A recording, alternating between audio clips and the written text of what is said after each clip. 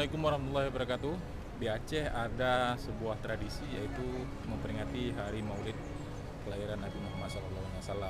Nah, hari ini saya mengunjungi Desa Pango di Kota Banda Aceh.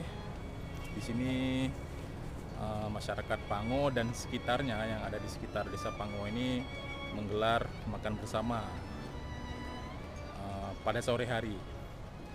Dan kita lihat dari posisi suasana dari atas.